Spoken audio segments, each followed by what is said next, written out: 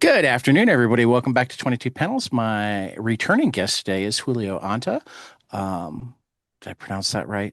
I always Yeah, you forget. got it. Hello. Hey, hey, good. The one time I decided to do the on rather than the an, it would turn out that I was wrong, and I had to make certain. No, you're good. You got it right.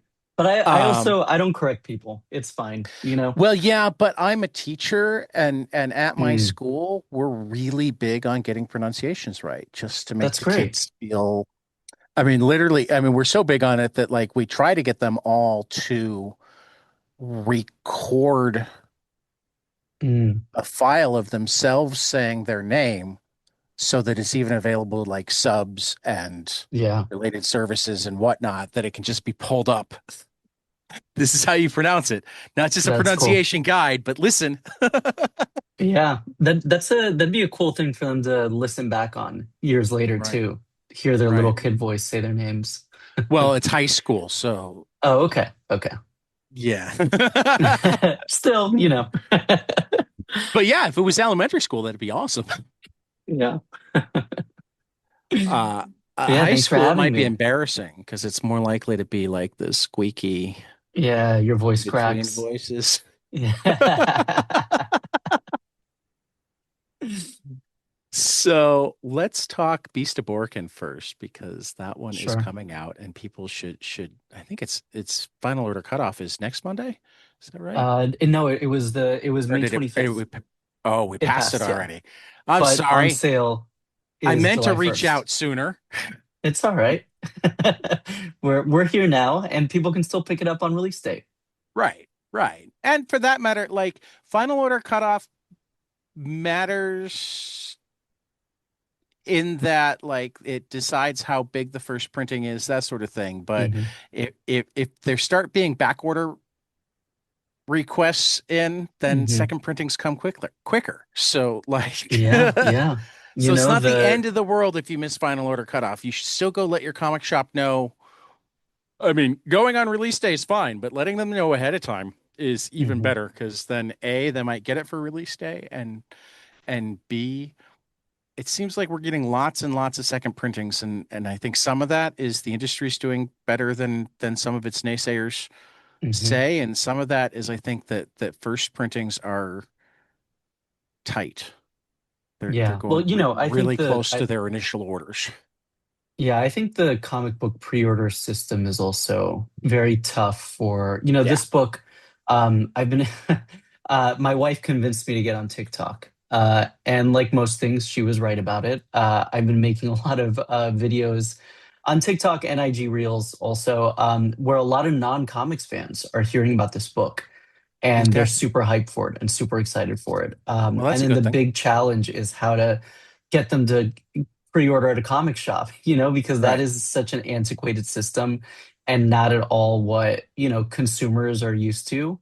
Uh, Just because I care. I mean, don't get me wrong. I work at a comic shop, mhm, but or at least one of my jobs, I do stuff at comic shop. But like I care about you getting paid and people reading it. So if they mhm, also learn about things like Global Comics or Neon Ichiban or yeah. images also on Suite, the places where they can go Mhm, get the digital version that's almost as good. yeah. Yeah, for sure. Definitely. um because yeah, no, teaching the public about comic shops is definitely something that and then Yeah. the comic shops need to do their job, and I think 90% of them do, but like Mhm. eh, you gotta then have the people walk in and feel welcomed. Yeah, definitely. So sorry, I didn't mean to cut you off. We No, didn't I even don't know get what to I was Beast of gonna Orca. say. Well, yeah, let's We were talking maybe I about should. TikTok and getting the word out. Yeah, I know. Maybe I should tell people what the book is. Yeah. Yeah, so Beast of Boriken is my five-issue tropical horror comic book series starring Latin America's most iconic cryptid, the Chupacabras. It's going to be published by Tiny Onion and Dark Horse Comics.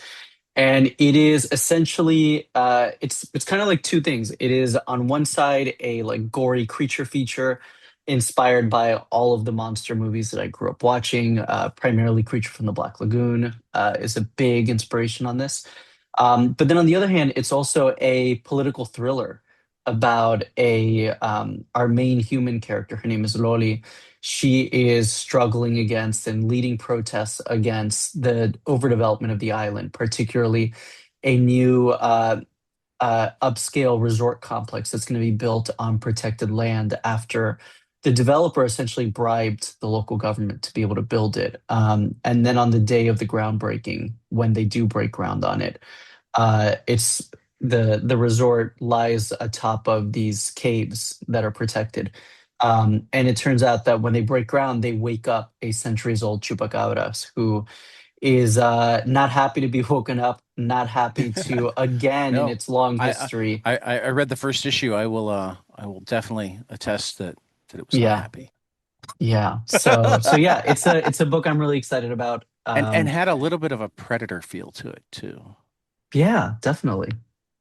I don't know if that's more the artist or but not knowing my chupacabra as Hmm. well, and not knowing Predator much beyond like Archie versus Predator, which is That's the one of best the predator. most underrated comics ever. Yeah. Um, but yeah, no, it was Yeah. like talk to me about what inspired this story. I mean, Mm, all of your comics come from seem to come from both personal places or places of. This is why I love talking to you. We talked first with C Se si se Puede. puede. Yeah. Hmm. And this is where and like we can get into it when we get to the next book. This is where A, I have no Spanish whatsoever, and B, I'm incredibly bad at pronouncing things, sometimes even in English. So, That's okay. so Yeah, so so that's where where did hesitations come. yeah, yeah, no, You uh you are at the forefront of bringing um Latin American stories um to comics, and I love that thank because you. because don't get me wrong, I love a ton of comics and a ton of them written by old white guys, but I've Hmm. also reached a point in my life where it's like I am always most fascinated to see something from like a truly different point of view, Hmm. you know. And somewhat privileged male white point of view is very represented. So anytime it's a different point of view than that, Yeah. I'm immediately excited. So tell me about where this one comes from. Yeah. I think like all of my books, it comes from a bunch of sort of disparate places. It comes from a bunch of different ideas that I've had for stories that at some point in time it like clicks that, oh wait, you should combine these ideas to make a book. Almost all of my books come from that place, you know? So for this one, it came from a place of wanting to write a monster book first. That's one place. Like I said, I grew up watching all the Universal monster movies. Creature from the Black Lagoon has always been one of my favorites. I think monster movies and monster stories are a great way to sort of like bring a microscope to and investigate and interrogate like deeply political issues, but through the lens of, a monster. Now Um, you've got me so wanting to read more monster stories. You yeah, and Godzilla versus America books. yeah, What like I'm serious. those It are had been a sick. Yeah, genre. It had been a genre that until very recently I had all but ignored. I didn't really write it yeah. off because I don't write off anything, but it had Hmm. never been for me. And I'm seeing more and more that's like, oh wait. Yeah. No, there's some cool stuff that you can do So to with hear it. you describe it like that, just it's like, oh, now I have words for why it is that I've been liking Monster. Yeah, Sorry, yeah. I interrupted again. No, no, you're good. But yeah, so it comes from that. It also comes from I grew up in Miami. And Univision, Telemundo are huge sort of like touchstones in my life of like watching TV with my grandmother, mostly it was novelas, like soap operas. But one of the programs that I always remember is called Primer Impacto, and this is like a tabloid news show. where it's seemingly every week they were tracking the chupacabra all over Latin America. Um, so I have all these memories of, growing up in the 90s, watching like, footage of a farmer in Mexico, or El Salvador or Honduras or Puerto Rico saying that like their goats were killed by some monster, and people have sightings and all this stuff. It was like this ubiquitous thing at that time. And then at the same time, uh, I have become very familiar and also involved in protests here. I live in New York City now, against the development of a lot of these luxury. It's sort of this like neo-colonization that's happening in Puerto Rico now, where Puerto Rico obviously has experienced 500 years of colonization and imperialism, whether it was the Spanish invasion in 1493 or it was the American invasion during the Spanish-American War, and then now this whole period of US ownership on the island and exploitation of, their industries, um, that has left us in a situation where there are now more Puerto Ricans living in the mainland than actually living on the island. And now what's happening is because of the passage of this new law that essentially makes income non-taxable if you are from the mainland and now reside in Puerto Rico. You're getting all of these millionaires, people like Logan Paul. He's like, one of the most famous ones, but even richer people that are actually exploiting the island to a much higher degree, like one of our main antagonists in the book, who is trying to build an island, a resort on the island. So it's all these things sort of came together to inspire the book. Okay, my snark alarm is going off. If I need to make the snarky political comment, you mean Mm. that a law that was probably sold as we need to help out these poor Puerto Ricans was Oh yeah. really a way for rich people to evade more taxes? Oh yeah. What? I'm Who would shocked. have thought it? I'm shocked. Yeah. There's gambling in this You know, establishment. Well, there's they probably they that too nowadays. yeah, they call it economic development, but what does it lead to? It leads to people being priced out of their homes. It leads Right. to all the money being in less people's hands. So yeah, a lot of this, all these ideas And this is correlated. where from like a policy standpoint, I need to jump in and say like huge amounts of this could be like if just one line was written in the law about the money having to stay in Puerto Rico Hmm. would massively like Yeah, this is not like you can't do actual economic development yeah, that might even have us still questioning, okay, is this resort a good thing or a bad thing, hmm, while at the same time making certain that the bulk of the money isn't paying for some billionaire's yacht rather yeah, than yeah. But I think at the heart of trying to understand this is the fact that Puerto Rico is a colony of the United States. And what is a colony if not a place to extract wealth out of and send it back to the colonial power? So all of this is, it's part of the plan, like, I think what you're saying is right, but also that's not the point. That's oh not the no, it's point of not. what they're trying to do. Well, I only say that sort of thing for voters who are easily taken in by the story or Hmm. want to be taken in by the story, like do a little bit more homework before deciding that, oh, we did this thing and forget about it. Hmm. Look at what the bill actually does. Yeah. Because I feel like a lot of the time, um, the people who are most affected by it actually know it, which is why I love Hmm. actually interacting with the people who are most affected by it and know it. But even those who don't want to spend time on politics because it depresses them or whatever, like asking that one extra question Hmm. can often make a huge difference. Yeah. So I try to sometimes think of what's that one, and it's never the big point. It's just the Yeah. easy point. Yeah, for sure. You, you, you know what I mean? Yeah, definitely. Um, but yeah, no, I didn't mean to interrupt again. I certainly didn't No. mean about me.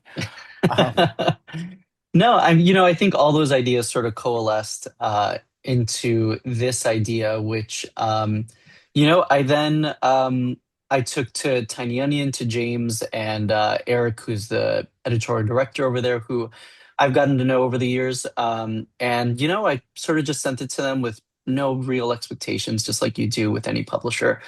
And they told me, this could slot in really nicely with our True Weird line at Dark Horse because they'd recently done a book about the Jersey Devil Okay. called Let This One Be a Devil.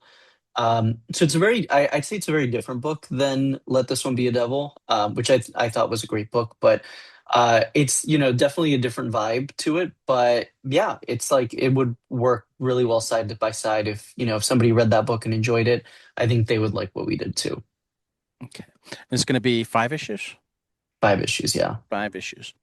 Um, Let us shift gears because I don't want to start asking you questions that you're going to say I don't want to spoil stuff or whatnot, and I've Hmm. only read the one issue, but I have read the entire first volume and now have the second volume way on my list for your Hillside Valley graphic novels, which on one side are about as far from Beast of Boriken Hmm. as you can get, and on another side are very, very similar because it's dealing with cultural differences and human similarities Hmm. and that's actually like I said earlier that like I love seeing things from a different point of view, and part of it is learning the other cultural stuff, and part of it is reminding myself how similar humans are. Yeah. Hmm. Period. Yeah. No, we have more that unites us You than know, separates us. right. So talk to me first about Speak Up Santiago. We'll talk about the other one, Hmm. but I can't ask as cool questions because I haven't read it Hmm. yet. But talk to me about Speak Up Santiago and where that comes from. Yeah. Um, Well, because I loved this book. thank I'm not you. even its audience, and I loved this Yeah. book for a lot of reasons that I'll get into. But I'll let you sell it really quick first. Yeah. I mean, for context, this is a middle grade graphic novel, which means it is written primarily for third to seventh graders, I'd say.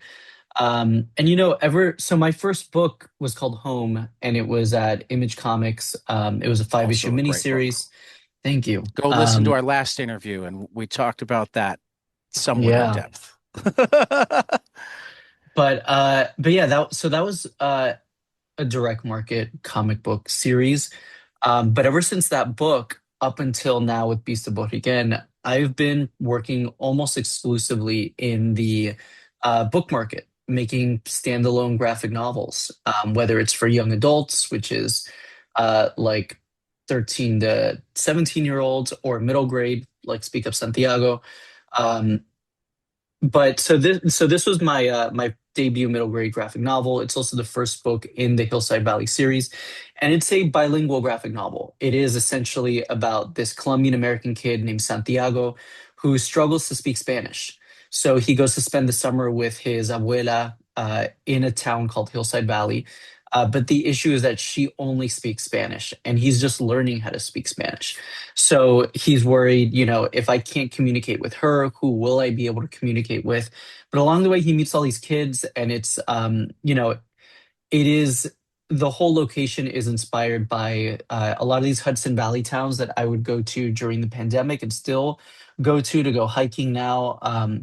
And when I was visiting these places like Cold Spring and Sleepy Hollow and Beacon, I discovered these like very large Latin American diasporas. In Sleepy Hollow, I went to this amazing Ecuadorian restaurant and found out there's a huge Ecuadorian community there. In Cold Spring, I had amazing Argentinian empanadas. So like I was finding that, especially with more recent arrivals, there are these like pockets all over the state where there's these great diasporas that remind me of what it was like to grow up in Miami, where it's a community that's 70% Latino. So, this book takes place in that context. So all the kids that he meets are, it's a Dominican kid, a Nicaraguan girl, two Argentinian brothers. Um, and they form a soccer team. They play in a tournament throughout the book. But really, like you said, it's very different because obviously it's written for third to seventh graders. It's a very like uplifting, upbeat, heartfelt book. But it does still wrestle with, questions of assimilation and, you know, uh, how to embrace our culture and the desire to be accepted by our own culture, even when we don't feel that way. And this has been a book that has taken me, it's so different than the comics market because primarily with what I do with this book is I go and visit schools all over the country. Like I did a school visit today before we did this podcast, Oh, very cool. here in the city. I went to a school, I visited three sixth grade classrooms, presented on the book, signed copies of the book, did a mini portfolio review with a sixth grader who like really did like a really amazing job drawing her comic that she's been working on for the last year. Oh, that's amazing. Like I one of the pieces of feedback, like positive feedback I gave her was that her character is so on model in every panel in a way that is not always true with professional artists. Um, but yeah, so it's a totally different audience. But as somebody who does write for all ages, meaning not that all of my books are for all ages, but I write for every age group. It's been an amazing experience to work on middle grade graphic novels. And then the sequel to Speak Up Santiago is book two in our series, and it's called Soul Goes for Goal, and it follows one of the supporting characters from book one. Now we shift to her POV in book two, and we continue the story. So all the characters are back, but now it's Soul's turn to have her story. And it's been amazing. The book comes out June 9th. And it's been really cool just doing all these school visits to see how excited Well, kids that are one's about not the out next yet. book. Yeah, it comes out June 9th. Okay, then But I don't feel as bad for not having read it. yeah, you're good. I didn't notice that it was a pre-order. That's coming out right around the corner, like next week in comic Yeah. shops. Hmm. Okay. Um, I think what I appreciated the most about this is like personally, um, I have no aptitude for languages. I've always wished I did. Hmm. I'm fascinated by them. So the way that you were able to portray the struggle Hmm. of picking up a second language, um, but then also mixing in like just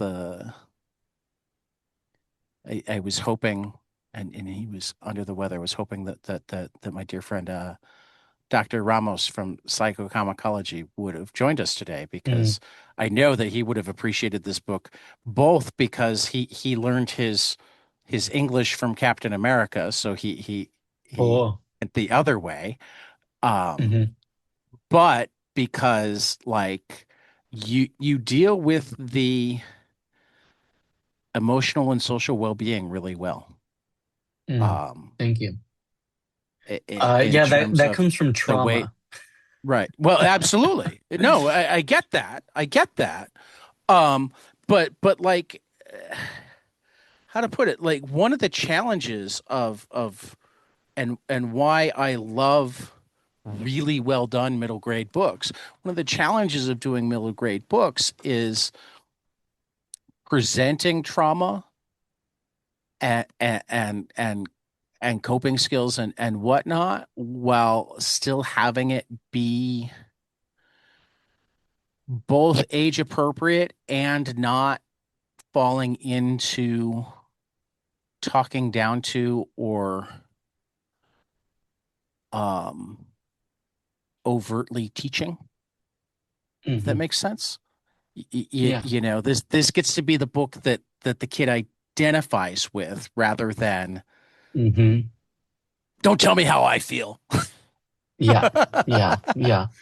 And that's been um the really special thing about like these school visits, like I'm meeting kids that are coming at it from different sides, like I'm meeting these like recent arrivals who are having the same struggles as Santi, but about English, right. and I'm meeting kids that are like Santiago in the book who, maybe their family is, maybe they're like my kid, like they have a Hispanic dad, a white mom, and like they desperately want to be accepted by both cultures, and language is a big part of that. Um, but for me, like for me, Spanish was my first language. But Right. as English became my dominant language, I began to really struggle with Spanish. I think I wrote an op-ed when this book came out for Publishers Weekly that kind of goes into this. But I on reflection, I think now in hindsight that uh, well, the fact is that I was ashamed of speaking Spanish when I was a kid.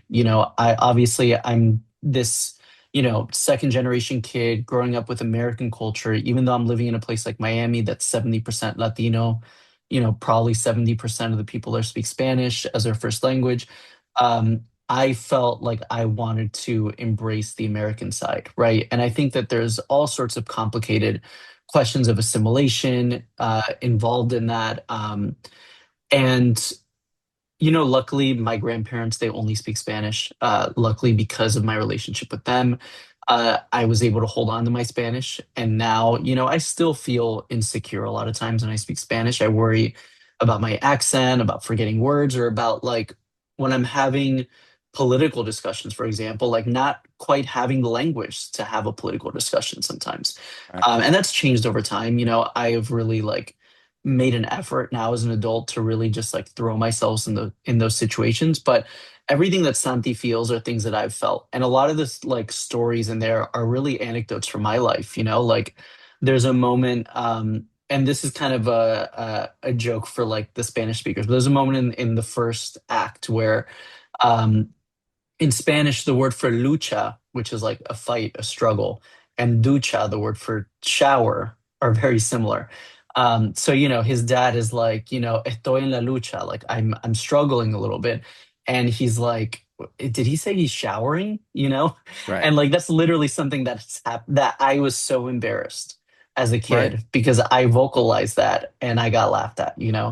Right. So like there's a lot of moments like that in the book that even though Spanish is my first language, it's a language that I really struggled with as I got older, um, because it was, English became my dominant language. But yeah, and I think a lot of kids relate to this, and not just kids but adults. Oh, And a lot absolutely. of times I do like comic book conventions, like Comic Cons, and people are buying this book for their nieces, their nephews, their kids, whatever.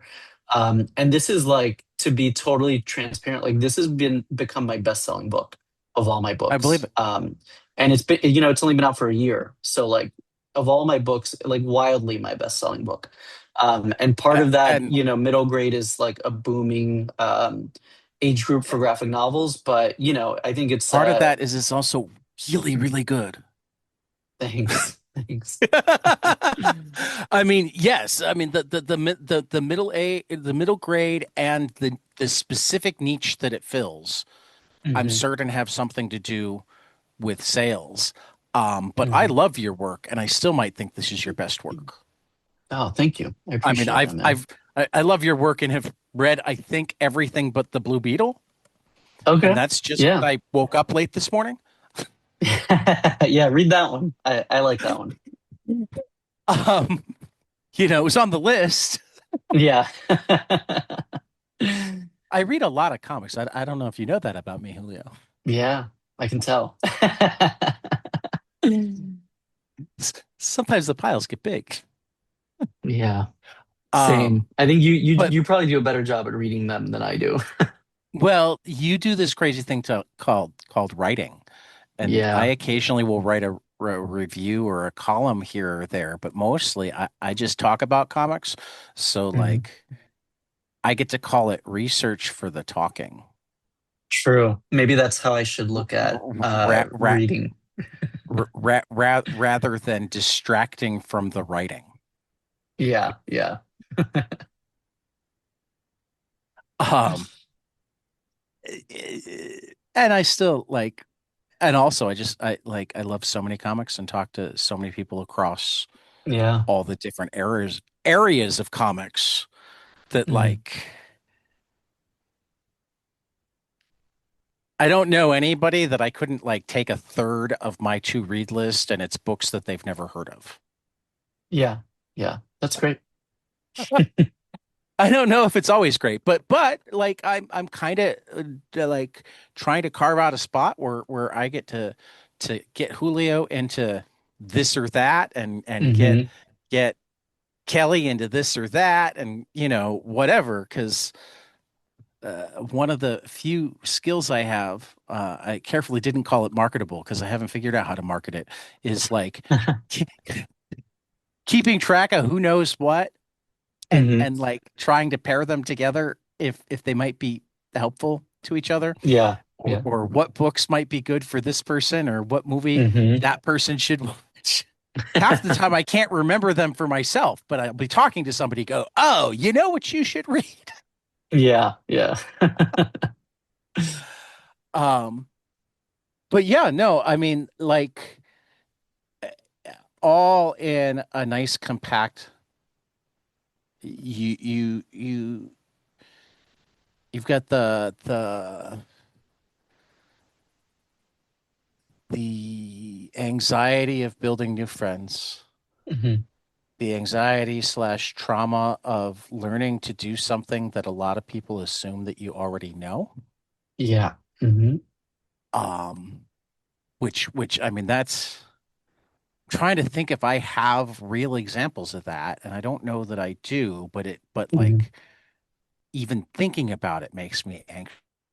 Yeah, definitely. I mean, I have a friend who wasn't brought up like she had a I think Mexican mother and Italian father, and Hmm. English is the only language she knows. Yeah, that's But super because common. of her, but because of her name, people always assume that she knows Spanish. Yeah. Yeah. And then it's even worse when, because of your appearance, other people just start talking to you in Spanish too, you No, know? she's got the Um, appearance too.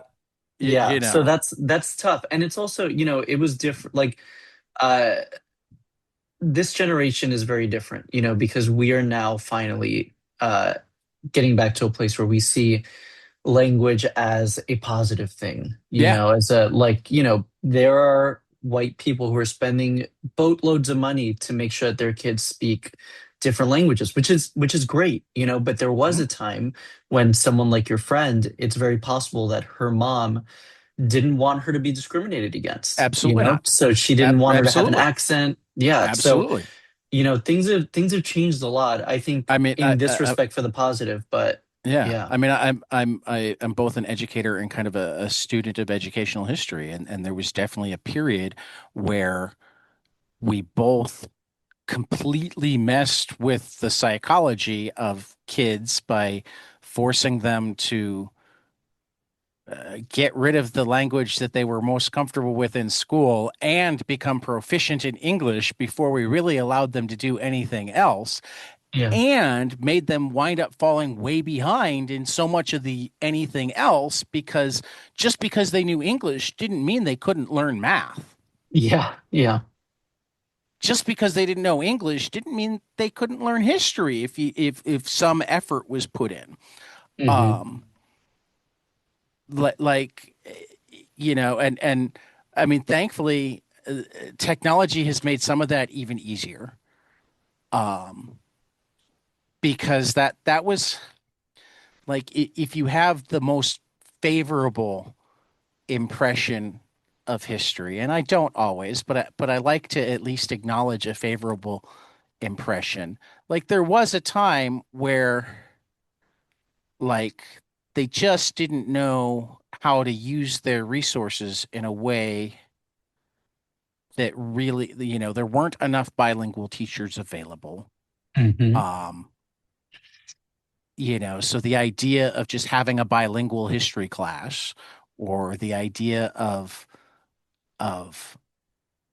having an A, at my school, like a friend of mine, like half of what he does is he'll be the one-on-one aide for somebody who struggles in a language so that they can be in regular classes, Yeah. Yeah. you know. Um, but again, I mean that takes both creativity and resources, and of course, then Yeah. you also have This. to actually have the motivation to decide that it's a good thing, Hmm. which hasn't always Yeah. been the case, may not even always be the case now, depending on where you live. Yeah. Yeah. Um, I mean, for that matter, I'm late diagnosed autistic, Mm. which means I didn't get any of the stuff that we offer most autistic people in school now, Hmm. or at least that some schools do. I know that I work at a school that's blessed because I know enough people with autistic kids in other districts. It's like, why can't I get this? And it's like, they'll tell me a story. I'm like, oh, because their teacher's also autistic, but was never diagnosed as autistic, and therefore had to do it the hard way, and therefore Hmm. thinks that everybody does it the hard way, even though really 90% of people didn't have to go through that trouble, but he went through that trouble, and now your daughter's Yeah. going through that trouble. So he thinks that he's making her stronger by not making it easier for her. Hmm. Hmm. Yeah, that's tough. But I think we've seen that with languages too through the years.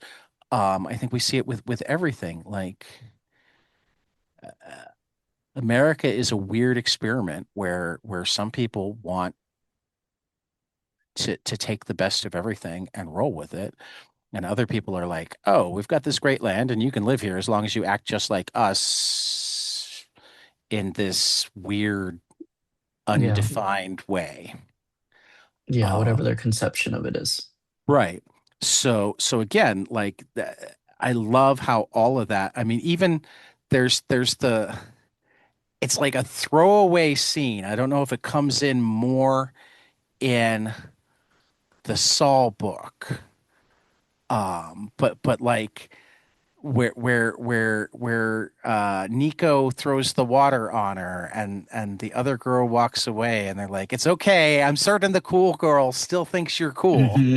And it's like one of the very few interactions with a white kid that we Hmm. have in the whole thing. Um, but again, I mean, it's an example of how like even though the like primary message of the story might be about struggling to learn a new language and specifically one that a lot of people assume that or one where there's more pressure because like it's really hard for him when his grandma's friends talk about his Hmm. When they make progress. fun of him, yeah. um well, I think he handled that well too, like particularly in the way the grandma initially talked. I don't know that they thought that they were making fun of him. No, no, they didn't. Yeah, that's an important distinction, where I think a lot of times in our culture, I think like playfulness can sometimes be uh can feel like meanness, but again, they were saying it amongst themselves. He was not meant to hear it. But he did hear it, and that's what Right. matters because it really upset him and it really bothered him that they thought that he would never lose his accent because that's his Right. biggest insecurity. Right. But then I think, it was because that's happened to me, when I Yeah. was a kid.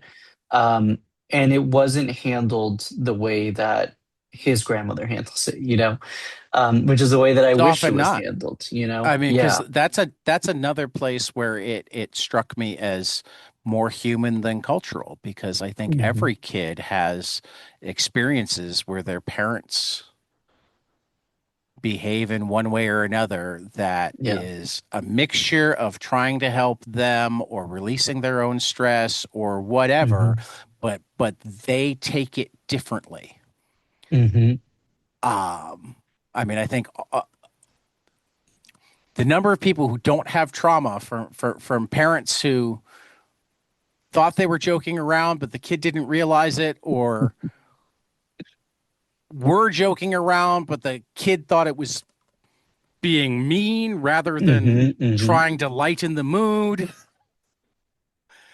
I mean, because think about it, like as an adult, we're way more likely to joke about things to just kind of lighten it Hmm. than And as to kids. Whereas kids were the second anybody's laughing, it's at you and it means you're yeah, bad. yeah, yeah. Yeah, because you think, I mean, everything is everything when you're a kid, and And it's sometimes it still feels like that as an adult, you know? It does. Um, but obviously it's so much more heightened when you're, that age and you haven't you haven't experienced so many things and it feels like this is the end of the world, and Yeah. it just hurts. I mean, one of the things I have to remind myself, like, is like, yeah, I don't feel that old, but A, I got grandkids, so get used to it. You're not young anymore. But second, even not feeling that old, I'm like 3 times my kids' age Yeah. at school, my students' ages, Hmm. right? So like whatever they're figuring out that I think is easy to know, I know like it feels small with 3 times as much experience as they had. Yeah, definitely. Definitely. Yeah, and I think that And moment and from the like book is a good 50 example of times that. as much like somewhat fully formed brain experiences then. Yeah. I mean, being that brains don't fully form until they're about 15, but like you're 12 or 13 before you're even anywhere close to really being able to see outside of your own perspective. Yeah.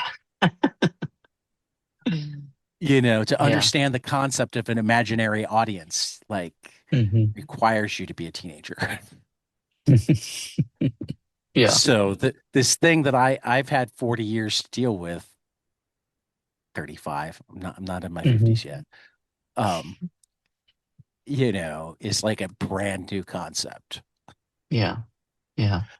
And then it's like, oh, of course they took it wrong. Hmm. When you take it from that perspective, of course they took it wrong. That's why I think that like this book goes on the list of middle grade books that transcend middle grade books. Mm, I think it's a thank you. great middle grade book, but I also think it should be given to a lot of the abuelas out there, Yeah. a lot of the Yeah. Well, moms and dads, a lot of the aunts and uncles, yeah. and for that matter, whether they share the heritage or not. Like Yeah. Yeah. there's so much about generational stuff in here too that like,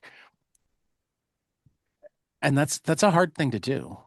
Yeah. And, I think it mostly comes from a place of I write the books that I want to read, Okay, so I'm aware of my audience when I'm writing, meaning that I'm aware of, I'll take that back. I'm aware of the age group and what is expected of or what are the expectations of a middle grade versus a YA versus an adult book. But I'm always just writing for myself, so I think that's what leads to a middle grade book that could be read and you could take things from it at any age because I am right. discovering things about myself while I'm writing it. The same way that when I write my YAs, whether it's an original YA or a Blue Beetle YA, like I'm writing it for me first and foremost. And I don't think that I am so, unique that I'm the only person that's going to like it. I think there's a lot of people that like the same things that I do. Right. So when I write for me, I'm also writing for a lot of other people that are like me. So, I think that's how we get to a place where it's a middle grade book that can be read by all ages. And that's, I take that as a huge compliment. So thank you. I mean it as one, and you earned it. Um,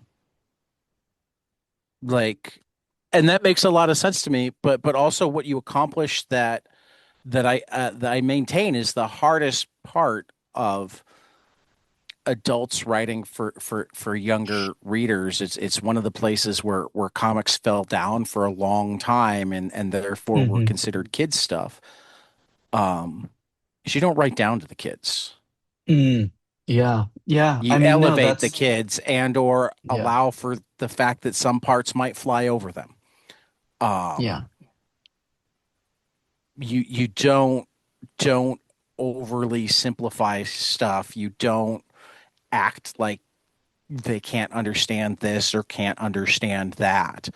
Um, and again, that's a real skill that I appreciate because Thanks. particularly when you're trying to get kids to start reading, Um, that's just such a big deal. Like Mhm. if you're giving them books that they're reading and they're like, this is dumb, or this person thinks I'm stupid, um, you're not just affecting their reading of that book, but you're Mhm. affecting their thoughts on reading. Yeah, Yeah. definitely. So like, yeah, no, I can't wait for Saul. Uh, uh, you know, we are coming up on when I know you need to go. So I got to get to my Hmm. favorite closing questions so that you've got time to Okay. answer them. Um, the new one since the last time you were on. Um, I've been doing this podcast for a little less than 5 years now, and I feel Mhm. like I've entered the twilight zone. The number of cool conversations I get to have, the people I get to consider my friends, the things that I've done that like if you told even 35-year-old Tad that it was going to become part of his life, I would have said, "Who the fuck are you kidding? I'm gonna what?" Yeah. Um, but I also find that everybody in comics in particular, but in creative industries, um, has similar stories. They have similar moments, whether it's meeting somebody or hanging out with somebody or accomplishing something or, the person that came up to them at the convention table or whatnot, that like when they think back on them, they still kind of pinch themselves and go, did that Hmm. really happen to me? Yeah. So I've started collecting those moments. Cool. To tell me a time that it was like some surrealish occurrence, some oh my God, that Yeah. happened to me because I decided to do this with my life, and that's such a cool Yeah. experience. I mean, I can say a lot of moments surrounding my work at DC. You know, whether it was when I was selected to be part of, I was part of this thing called the Milestone Initiative. I That remember. was, yeah, kind of like a training program, like a kind of like a fellowship kind of thing, where I got to meet everyone at DC, and in one moment I found myself, I don't drink, but, at this bar where we were all at, and just talking to Jim Lee for a minute, like, whoa, he's a lot shorter than I expected. But like the nicest guy, I don't know if there's stories out of school, but it's a good story. It speaks to his character, I think.